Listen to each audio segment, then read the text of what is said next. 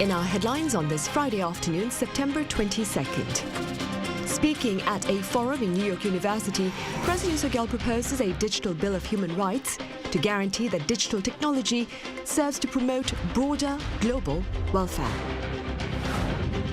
And on the local political front, the parliament here passes motions to dismiss Prime Minister Han Duck-soo for policy failures and to arrest opposition leader Lee Jae-myung for corruption charges. Meanwhile, Team Korea's men's football team is advancing into the round of 16, having won its match against Thailand in the Asian Games, which officially kick off this coming Saturday in the Chinese city of Hangzhou. President Yoon Suk-yeol has called for the creation of a universally accepted digital order to ensure that advances in related technology defend human dignity and broader democracy. Our senior correspondent Oh Soo-young reports. President Yoon Suk-yeol has declared a digital bill of rights in New York and aligned with the United States as a value-based partner in the future of artificial intelligence amid the polarizing impact of digitalization and the global race for technological supremacy. The South Korean leader on Thursday spoke at New York University's Digital Vision Forum for a second straight year, where he set out 5 guiding principles for the so-called New York Initiative to serve as a compass to navigate the era of deepening digitalization. 디지털 격차가 인간의 존엄을 훼손하거나 또 늘어나는 가짜 뉴스가 민주주의와 자유를 위협하지 않을지 걱정의 목소리도 커지고 있습니다. 이처럼 디지털 심화로 나타나는 실존적 위험은 이제 더 이상 미룰 수 없는 시급한 문제입니다. 디지털은 국경이 없고 연결성과 즉시성을 가지고 있습니다. 그러기에 국제적으로 통용되는 보편적 질서가 중요합니다. The principles call for technology to be developed and used to expand the dignity, value, freedom and rights of individuals rather than reinforce discrimination and prejudice. Yoon said fair access and opportunity for digital use must be guaranteed to create economic and social value while preventing individual harm and the spread of disinformation. He further called for investment in research and development, talent pools and regulatory changes to enable innovation that drives prosperity for humanity. Lastly, Yoon reissued this call made at recent global summits and at the UN General Assembly the previous day for multilateral efforts to close the digital divide between the advanced and developing economies to ensure peace and shared prosperity in the world. The government plans to announce the Bill of Rights and encourage major partner countries and international organizations to adopt the principles. South Korea's push to establish an ethical, rules-based digital order is all the more crucial as major economies vie for influence over global norms and standards, according to Choi Sang-mok, Yoon's senior economic secretary. In that regard, as Seoul expands its value-based cooperation with Washington, Yoon also signed a Memorandum of Understanding with NYU to jointly develop world-class artificial intelligence with 3 Korean institutes. Korea and the US will each invest some $45 billion over 5 years. The partnership indicates that we have set out the path for cooperation across the entire business process in AI, from human resources training to research and development to market commercialization. In short, the foundation for solidarity in AI has been established between Korea and the US. Going forward, President Yoon said South Korea will play its part in establishing global digital norms and striving for digital innovation in collaboration with the world to maximize freedom and welfare for all of humanity. Oh Soo-young, Arirang News, New York. Also in New York, the president's bilateral summits with his partners on the margins of the UN General Assembly continued well into Thursday.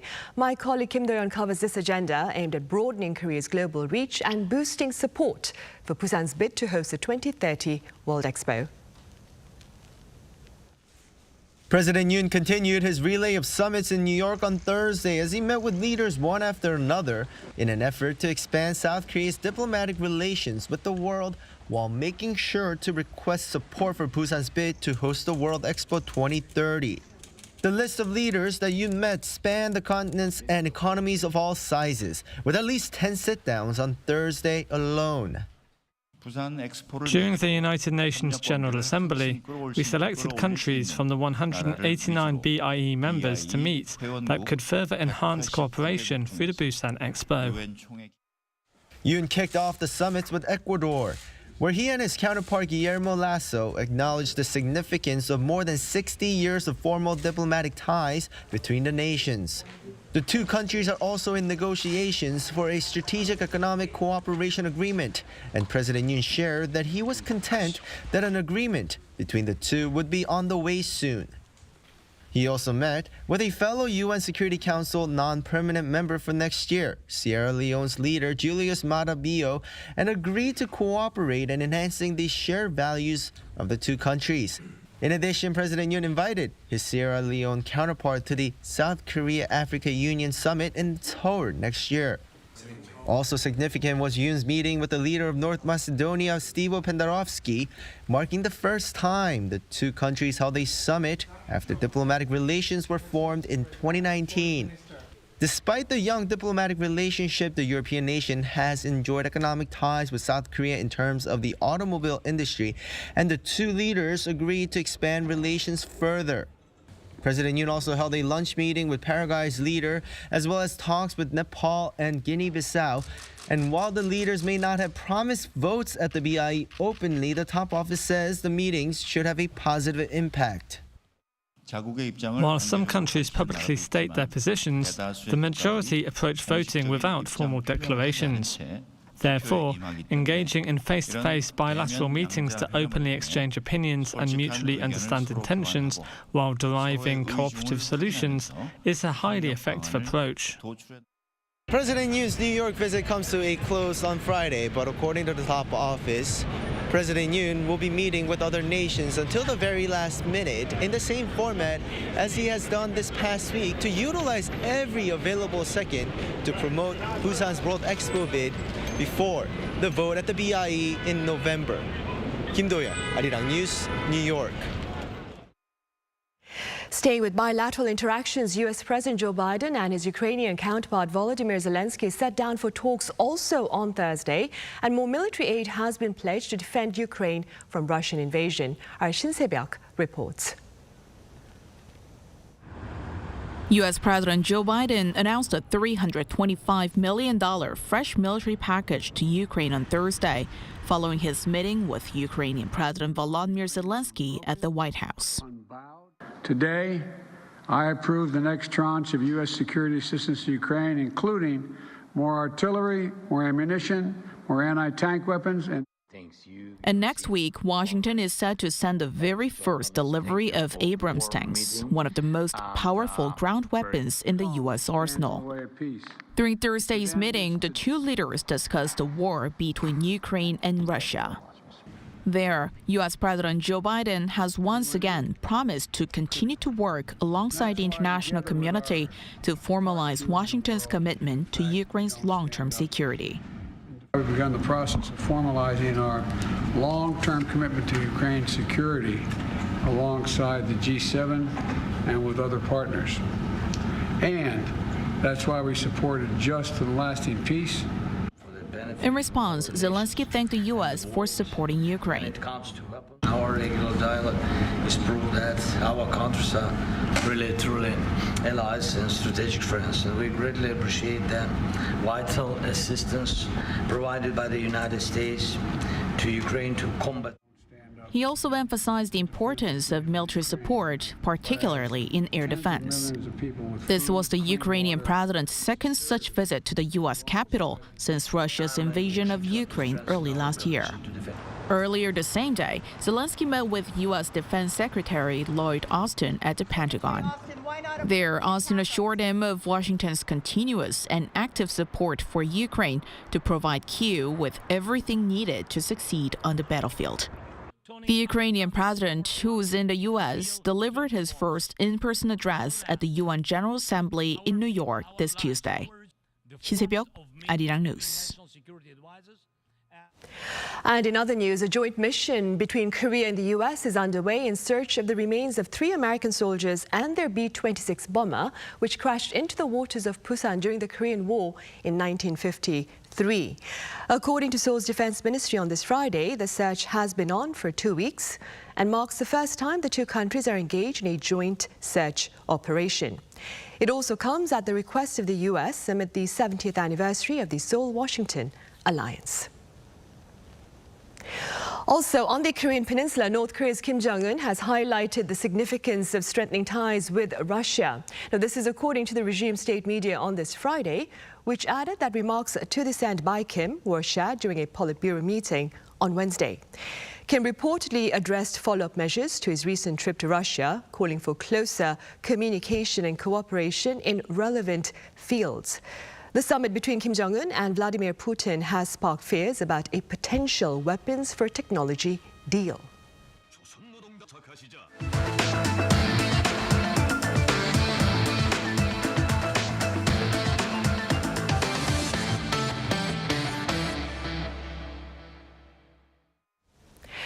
There was quite a bit of drama at the National Assembly back on Thursday. Lawmakers voted in favour of Prime Minister Han Duck-soo's dismissal and of opposition leader Lee Jae-myung's arrest. Our political correspondent Lee Si-hoo reports. On Thursday, the National Assembly passed a motion for the arrest of Lee Jae-myung with 149 approvals, 136 disapprovals, 6 abstentions, and 4 invalids. And for the first time in history, the opposition-led motion to propose to the president the dismissal of the prime minister passed with 175 approvals, 116 disapprovals, and 4 abstentions. The number of total registered lawmakers is 298. Of them, 295 were present to vote. The prosecution sought an arrest warrant for Lee on allegations of breach of trust and third-party bribery, among others. Lee is accused of giving special developmental favors to a private contractor during the construction of apartment complexes in the Baekhyun-dong neighborhood of Seongnam City back in 2014 and 2015 while serving as the city's mayor. Some public officials of Seongnam City disapproved of the plan as it didn't follow clearly defined existing rules, but they were ignored due to the will of Mayor Lee Jae-myung. They also suspect that Lee has been involved in the unlawful transfer of money to North Korea, something which he and the opposition are denying.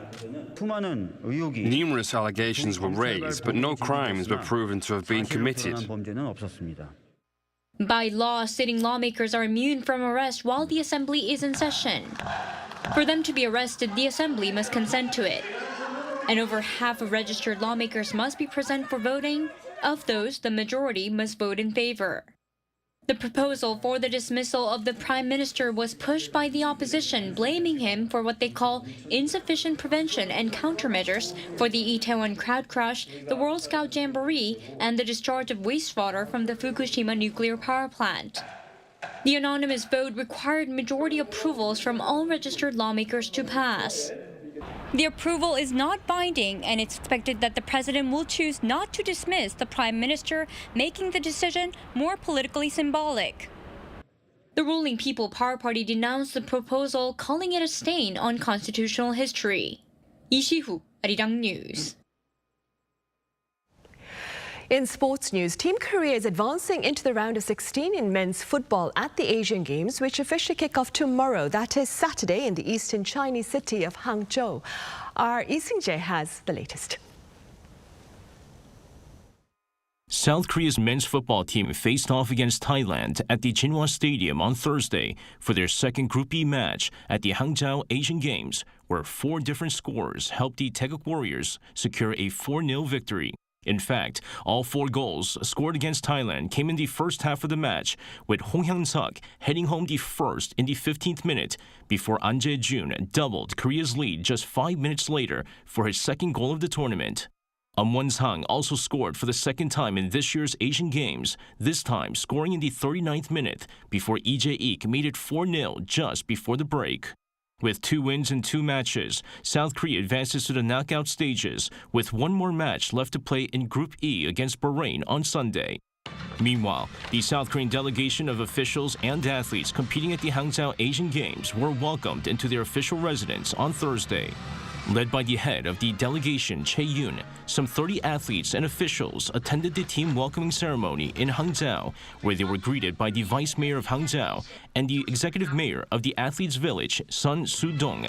With a record-high participation at this year's Asian Games made up of 1,140 athletes and officials, South Korea is hopeful of winning between 40 to 50 gold medals and finishing behind China and Japan in third in the medal standings. Meanwhile, with the North Korean men's football team already having won 2 of its group stage matches, the delegation from the reclusive state will arrive at the athletes' village on Friday. Lee Jae-myung, Arirang News. Back here in Korea, a growing number of young adults here are choosing to indulge in premium experiences, whether it be dining, wining, or even watching a movie. Our Moon Hae-yeon takes a look at this new spending trend.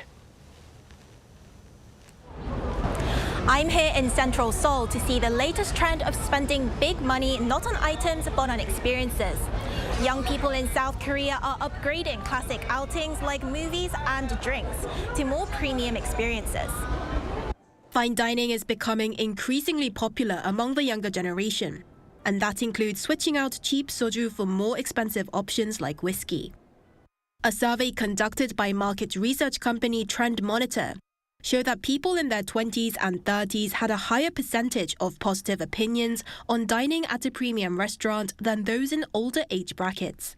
And according to research company Euromonitor, growth in whiskey consumption in South Korea was the highest recorded in the world last year, jumping by nearly 46% on year. This has culminated in unique whiskey items catered to younger tastes, such as this bingski, a combination of the word bingsu, which is a Korean dessert made from shaved ice, and whiskey. The sweetness of the bingsu with locally sourced honeycomb and coffee syrup offsets the bitterness of the whiskey. And despite the high cost of 118,000 Korean won, or roughly $88 US, it's gaining popularity due to the luxurious experience it presents. Bingski is gaining popularity and has resulted in stores in Seongsu-dong and Hannam-dong, which are often frequented by Gen Zs, specifically selling it. Whiskey is also being repackaged and reformed in other ways for its new audience. I visited this pop-up store at the heart of Seongsu-dong, the most trendy neighborhood in Seoul. It's designed as a convenience store to make it more accessible to young people, and sells items that enable customers to experience whiskey through smell as well as taste. Scented candles made from whiskey and other ingredients are popular with the customers here, with more than 500 people visiting the store per day during the week to purchase these products. I think whiskey and highballs are popular with Gen Zs because they feel like a more tasteful way to get drunk. Another popular upgrade of a common activity between Gen Zs is the movies. In a cinema like this one, the overall experience is more than just watching a movie. At this movie theatre, there is a wide range of prestige cinemas that can be enjoyed at a price of between 4 to 5 times that of a normal ticket. You can wine and dine in the restaurant downstairs before making your way up to a cinema set with comfortable armchairs, or you can choose to eat at your seat. There's even a private box, as if you're at the opera, where you can watch a film in a secluded space with a great view. These premium cinemas used to mostly be filled by people in their 30s and 40s, but now it's also enjoyed by a lot of people in their 20s. So why are young people choosing to spend their money this way? The minimalism trend among the millennial and Gen Z generations means that they don't want to buy things to keep. They now value things they can use and experience. A quintessential part of the Flex-perience is sharing and collecting information on social media platforms. And it looks as though the trend will continue to add fuel to the spending culture among youths here in South Korea. Moon Hae-yeon, Arirang News.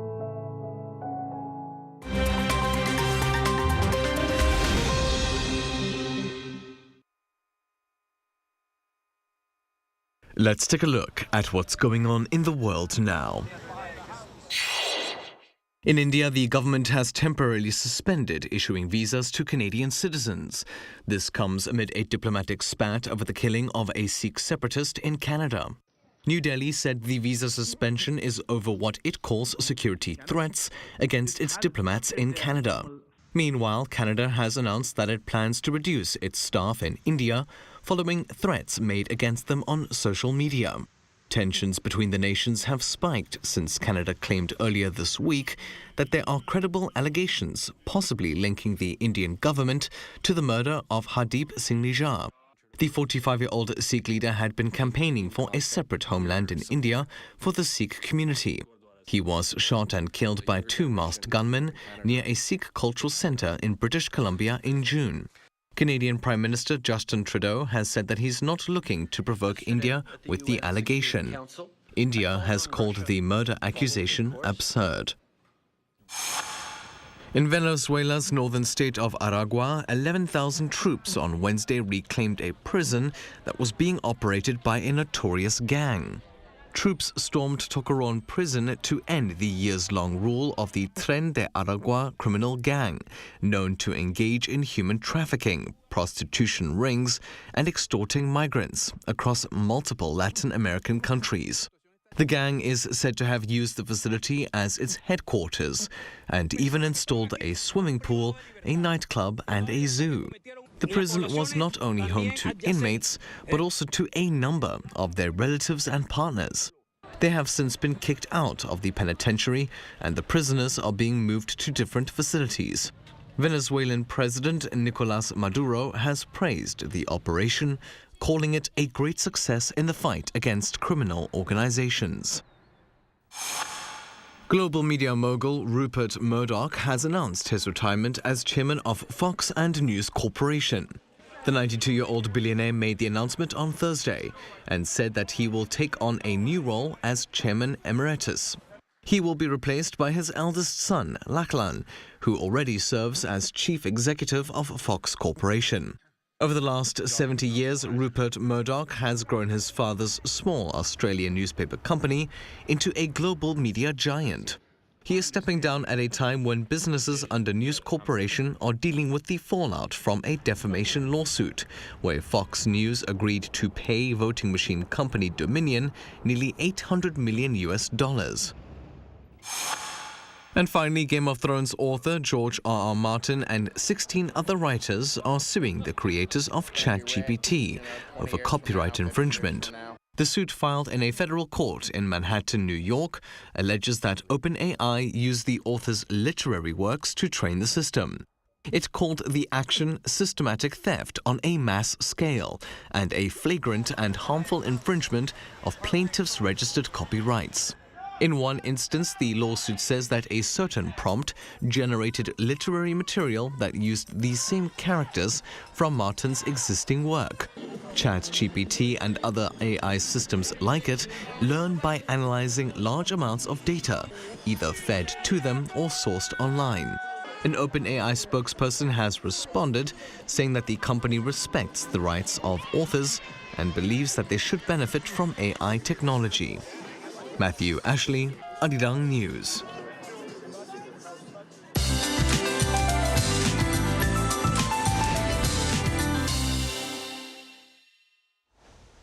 Good afternoon. Many upper parts of the country had a brisk start to the morning. In mountainous regions had single-digit morning temperatures. Afternoon highs are running a couple of degrees higher than yesterday, so they are leading to wider gaps in readings today. Finally seeing some dazzling sunshine nationwide with high UV rays, but it's a good day to spend some time outdoors. We haven't had blue skies lately. However, Jeju Island is forecast to see 5 to 30 millimeters of passing rain through the late afternoon. Most parts are having highs around 26 to 27 degrees Celsius. And you know, it's easy to come down with a cold with roller coaster temperatures, and I think I'm getting one myself. Dress accordingly and take care. We'll have mostly cloudy skies this weekend with more up and down temperatures, with rain in the forecast in the east of Gangwon-do province through the weekend. That's Korea for you, and here's a look at the international weather conditions.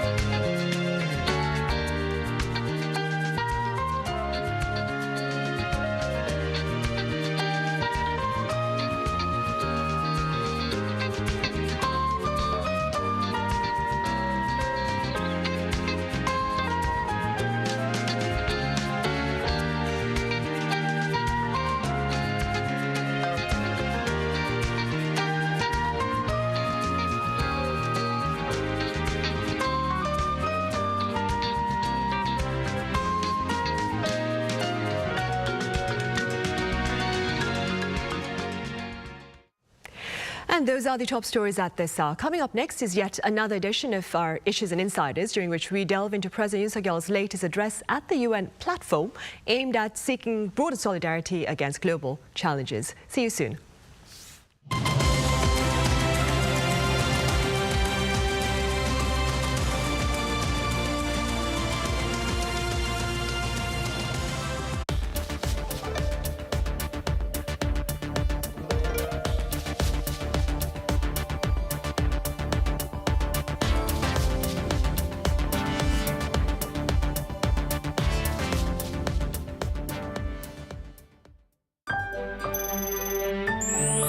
Hello, I'm Gustav Slamečka, Czech ambassador.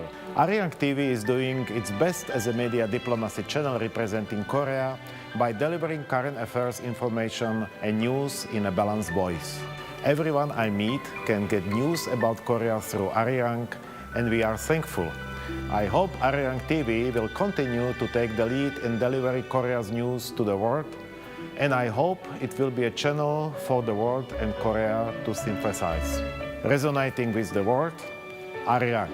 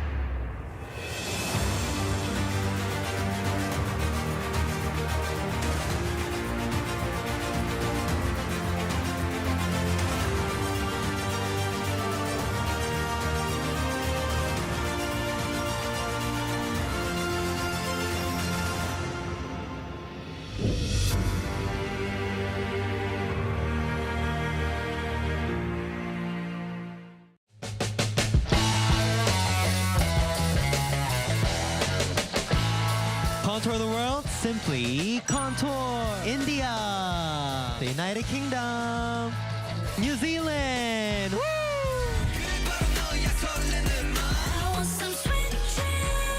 I'm excited. You excited? Of course. Yeah.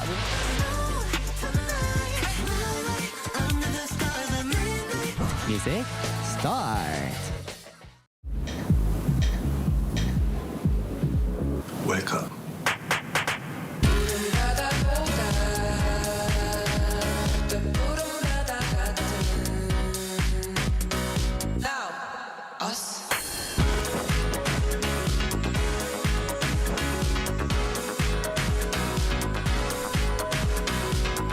엄청난 에너지를 춤으로 뿜어내는 나라.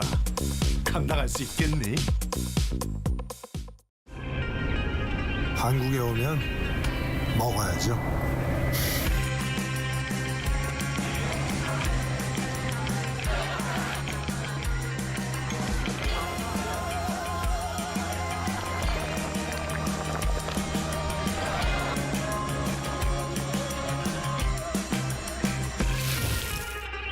먹어도 먹어도 끝이 없는 나라.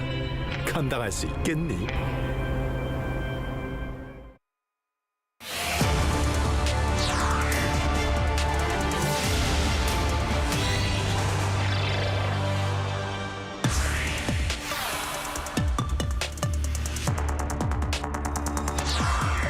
Addressing global leaders at the United Nations General Assembly in New York on Wednesday local time, President Yoon Suk-yeol claimed it was, quote, paradoxical that a permanent member of the UN Security Council would wage war by invading another sovereign nation and receive arms and ammunition from a regime that blatantly violates Security Council resolutions.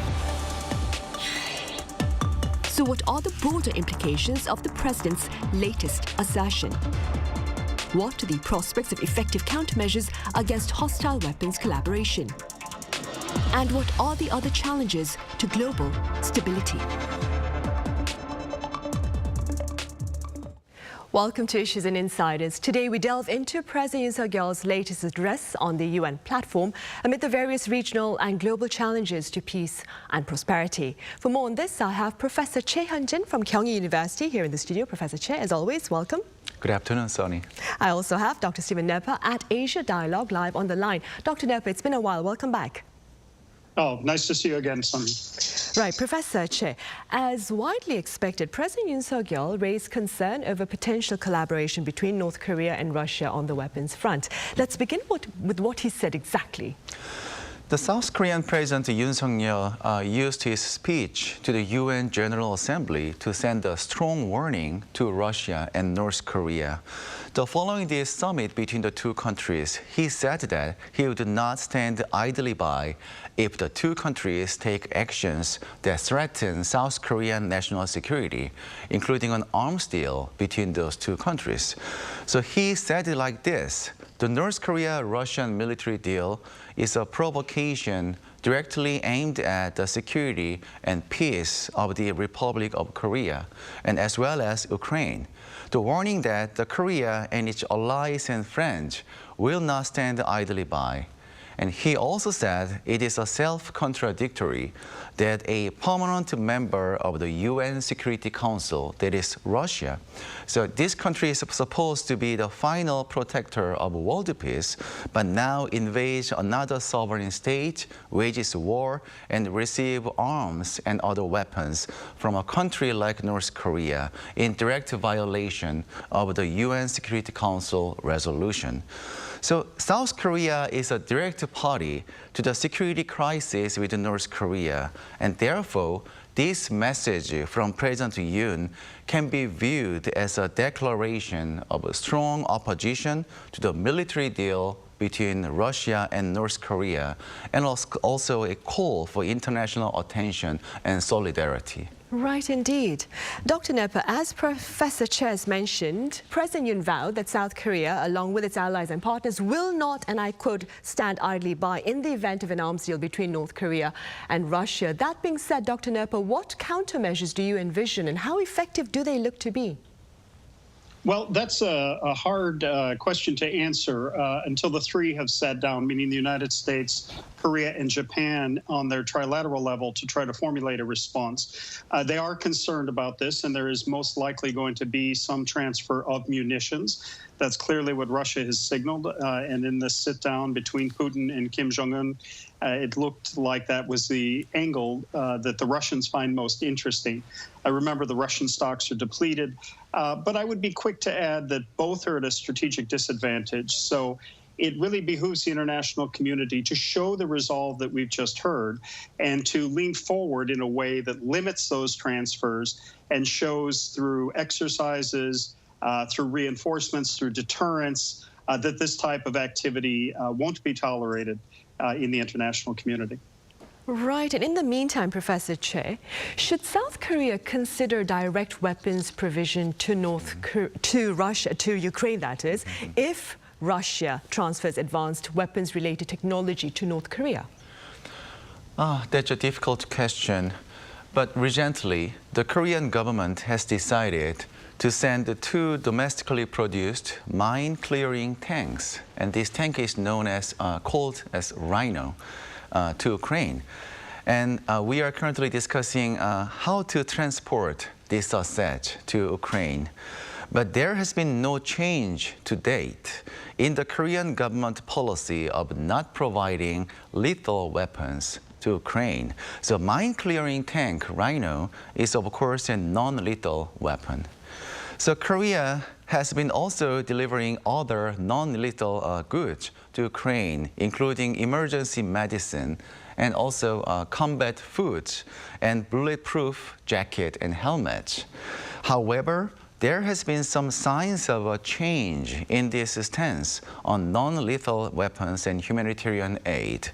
For example, the President Yoon Suk-yeol told media in April like this: if there is a situation that is not acceptable to the international community, such as large-scale attacks on civilians, massacre, or serious violation of the laws of war, it may become difficult to argue for only humanitarian and financial assistance. So this message from the president means that the direct weapons provision could be considered as the situation changes. So but still, it's hard to predict the future. But recently, according to media report, one anonymous senior government official in the Korean government told that it's time to decide on an arms support system that even includes lethal weapons. And therefore, right now, it's government policy not to provide a lethal weapon. It is still valid. However, if the situation changes, for example, if North Korean weapons is directly provided to Russia, and Russia provides more advanced military technology to North Korea, maybe the change of this policy can be considered. Right, indeed. And staying with the potential collaboration between North Korea and Russia, Dr. Nerpa, some say in exchange for weapons for use in Ukraine, Russia may aid North Korea in its satellite mission instead of its nuclear arms efforts. What do you say?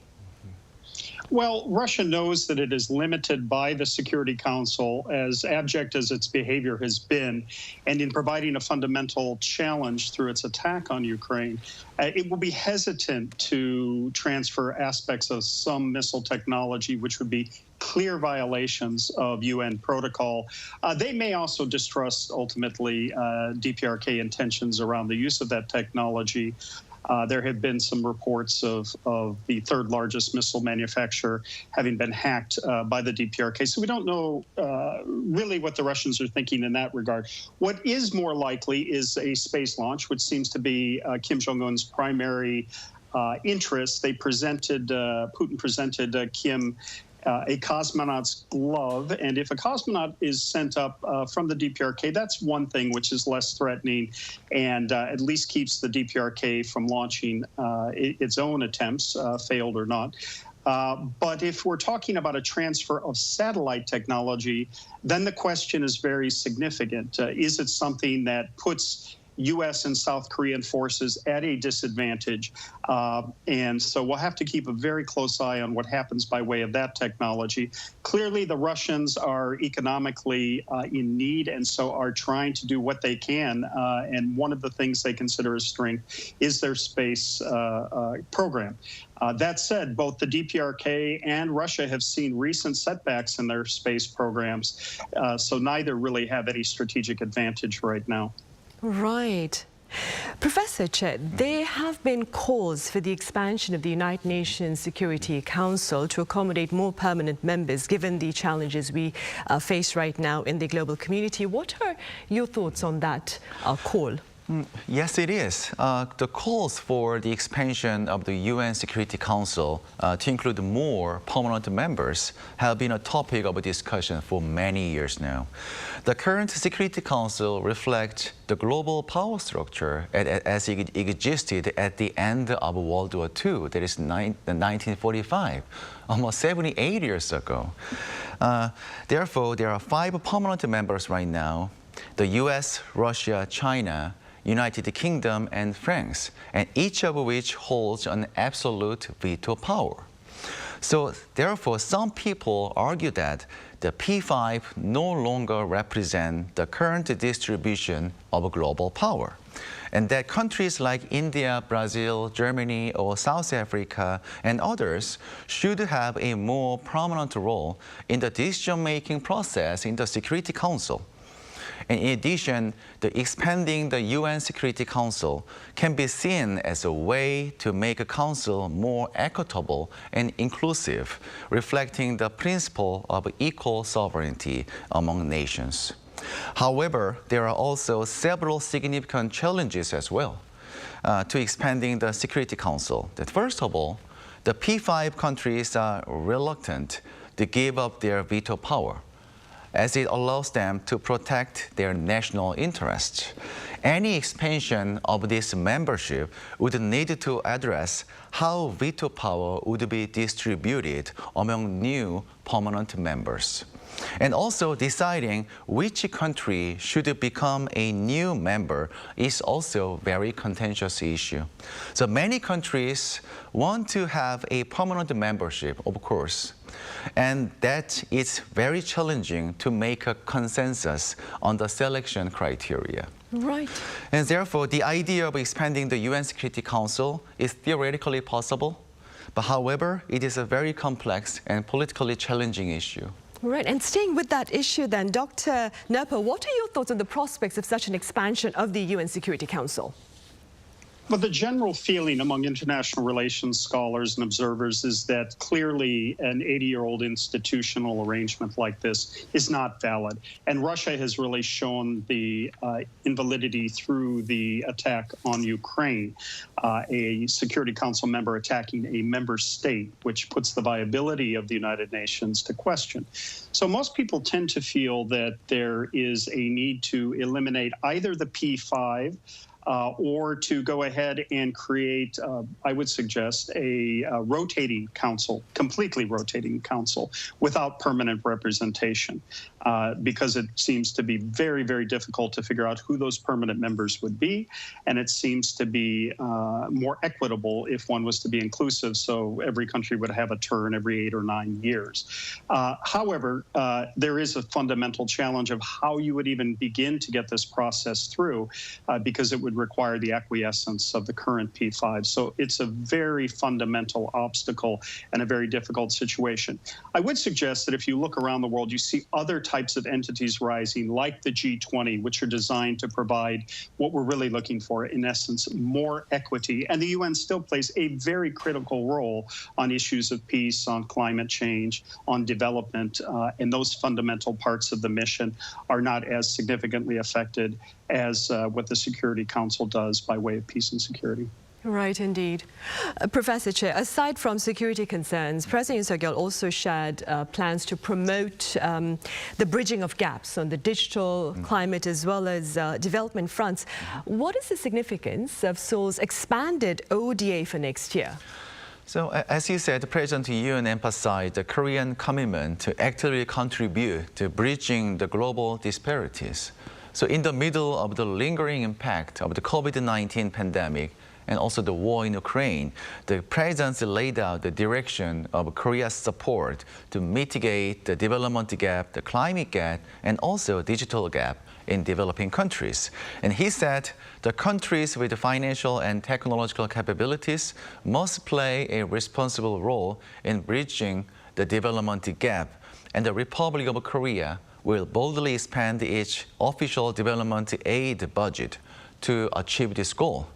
The Korean government has increased the size of its ODA budget by more than 40% for next year, so which means that the Korea's ODA budget for next year will be more than double that of 2019. So the government will use this expanded ODA fund to promote development cooperation, which is tailored to the needs of recipient countries. So there is some internationally recommended target for the amount of ODA. That is 0.7% of the gross national income. So it is, if it is increased by 40% for next year, then 2024 ODA budget of South Korea will be more than 0.7%. 0.3% of Korea's GNI. So that means there's still a long way to meet this internationally recommended target. However, it is also true that the speed of ODA budget increase under the Yoon Suk-yeol administration is very faster than other previous administrations. Right, so he's just taking a tangible step towards taking on a more responsible role in global affairs. Dr. Nepa, on combating climate change, President Yoon proposed a carbon-free alliance, which is an open platform to promote the adoption of carbon-free energy. On the digital front, he also spoke about a digital bill of rights to ensure productive use of technology. All that being said, Dr. Nepa, what are the broader implications of such joint efforts against universal challenges on perhaps promoting global unity against regional security challenges? Oh, I think they're incredibly exciting, and they show Korea's innate ability to be flexible, to be innovative, what has led to its success in the private sector now as a regional and global leader. And it really is a leadership stake. To go ahead and present this opportunity by way of leading on carbon neutrality as well as on the digital issues, which stake for democracy, transparency, and interaction. On the carbon issue, too, really to lean in on nuclear technology, on green hydrogen and other capabilities, carbon extraction. There's real opportunity, and there's opportunity for the private sector in Korea. There's opportunity for the state. There's opportunity for the international community through international organizations. So it's really meant to be inclusive in its approach, and it's something where Korea will show an innate strength given already where it stands by way of green technology and the innovations it's made.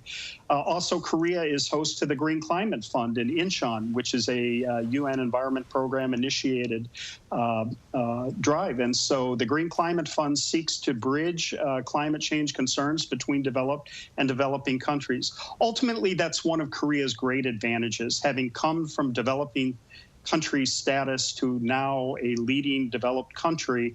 It has a sensitivity, an awareness, an ability to provide an essential bridge that helps the world and helps developing countries that otherwise can seriously consider issues like carbon neutrality. So that's a tremendous, tremendous gain for Korea, and something that's in everyone's interest by way of peace and security and a better environmental sustainability. Right. Professor Che, President Yoon's latest UN address ended with a call for support behind Busan's bid to host the 2030 World Expo. Now, for this particular purpose, though, he's been holding quite a number of bilateral summits with his counterparts from around the world. What are your thoughts on his latest diplomatic endeavor?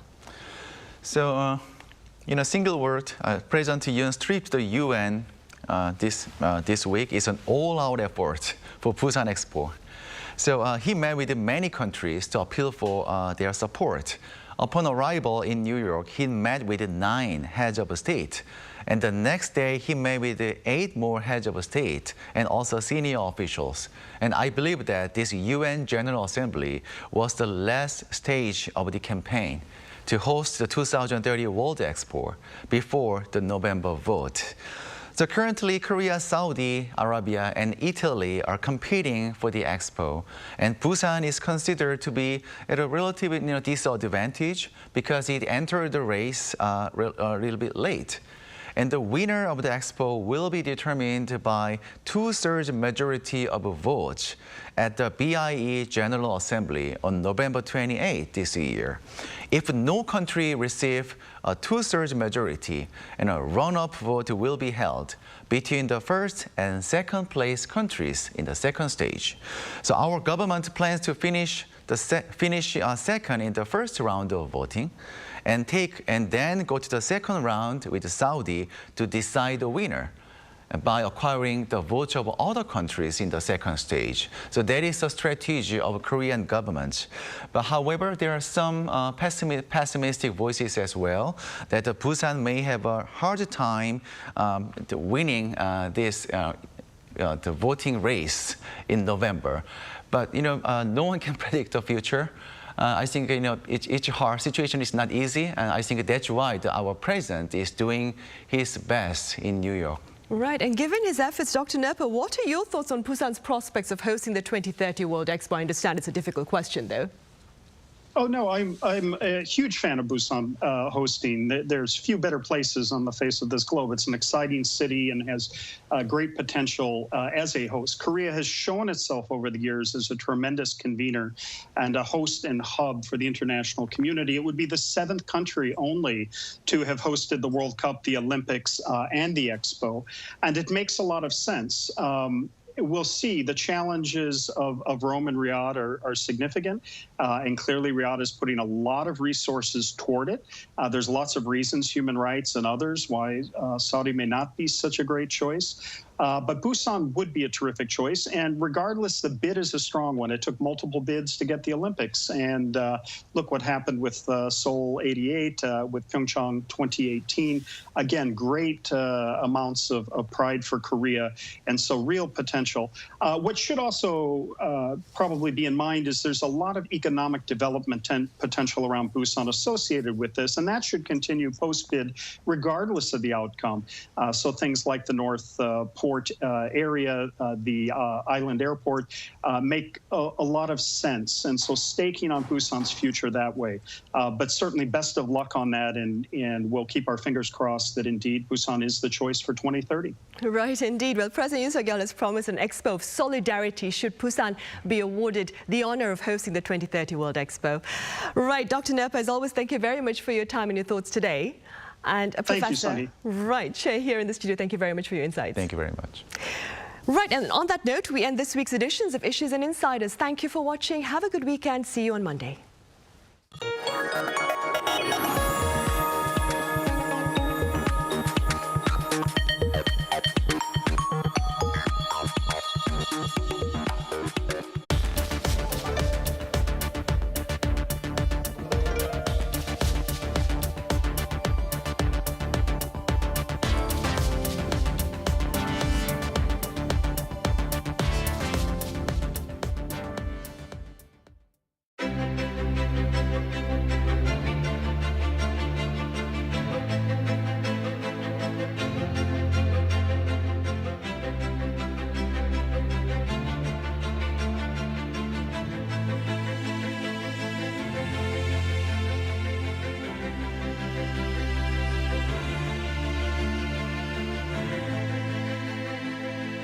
오늘날 전례 없는 글로벌 복합 위기 속에서 안보는 물론 경제, 기술, 보건, 환경, 문화 등 모든 분야에 걸쳐 국가 간 격차가 커지고 있습니다. 이러한 격차를 줄이고 세계 모든 국가들이 상생해 나아가기 위해서는 국제사회가 강력히 연대해야 하며 유엔이 그 중심에 서야 합니다.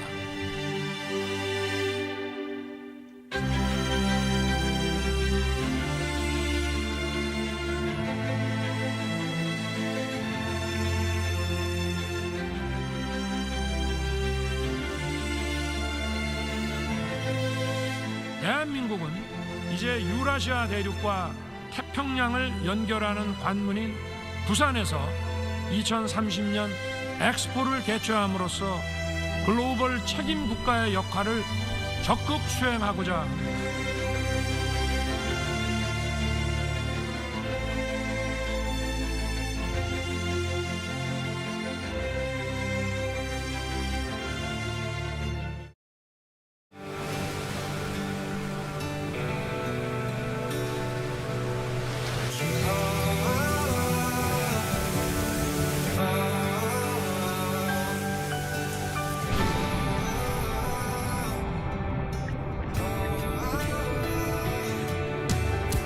Busan, Korea is already reaching the entire world.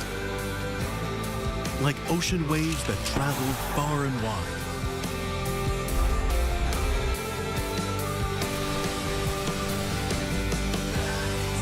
It's Busan, the perfect World Expo city.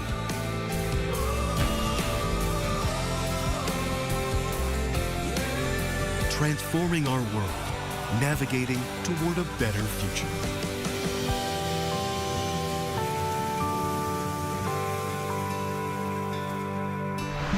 World Expo 2030, Busan, Korea. 춤 사이가 몸에 젖어들고 그 음악이 젖어들어서 사람들과 함께 이렇게 어우러질 수 있는 그런 문화가 됐으면 좋겠다는 마음에서 저는 이런 전통춤 추고 있는 것 같습니다. 저는.